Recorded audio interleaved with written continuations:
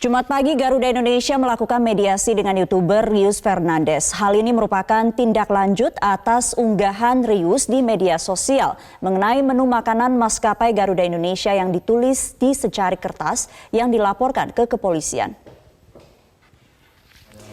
YouTuber Rius Fernandes dan Serikat Pekerja Garuda Indonesia saling bersalaman dalam mediasi yang digelar Jumat pagi di Kuningan, Jakarta Selatan. Gestur ini sekaligus menandai terselesaikannya masalah antara Garuda Indonesia dan YouTuber Rius secara kekeluargaan. Mereka tidak akan memperpanjang masalah dan mencabut tuntutan ke kepolisian.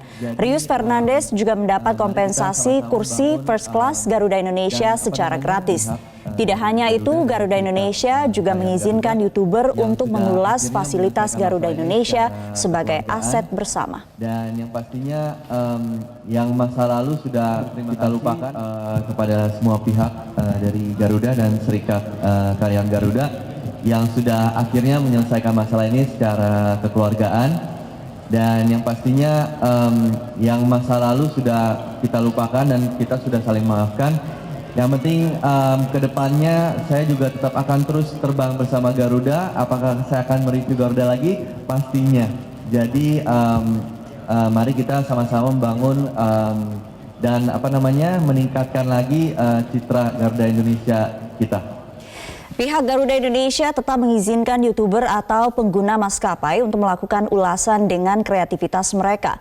Untuk Rius, Garuda juga mengundangnya untuk membuat vlog apa yang terjadi di balik layar Garuda Indonesia dan siap menerima kritikan jika ada kekurangan. Saya pribadi atas nama CEO Garuda Indonesia mengundang untuk Rio mengunjungi semua fasilitas kami, ada di GMF, ada di catering, ada di GTC training center, sehingga juga Rius juga bisa melihat cabin crew kita, jangan hanya cabin crew pacarnya saja.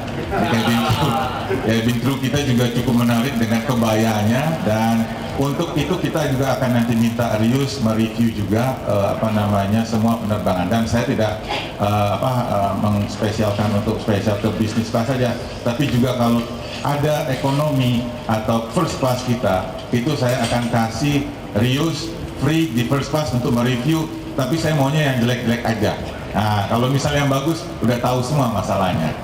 Sebelumnya, pengamat hukum pidana menyebut kecil kemungkinan YouTuber Rius Fernandes ditetapkan sebagai tersangka dalam kasus kartu menu Garuda Indonesia. Hal ini hanya bisa terjadi ketika ada unsur kesengajaan dari apa yang dilakukan YouTuber tersebut. Dari kasus Omni, saya kira agak sulit ya untuk bisa menjadikan seseorang ini menetapkannya sebagai tersangka, karena segala unsur-unsur yang bisa dijadikan punya niat untuk mencemarkan nama baik itu dia tidak ada, karena memang dia adalah orang yang memang sehari-harinya mereview terhadap menu yang ada di pesawat. Kecuali kalau memang tadi dia memang bukan orang yang bukan profesinya YouTuber atau orang yang sengaja untuk mencemarkan nama baik.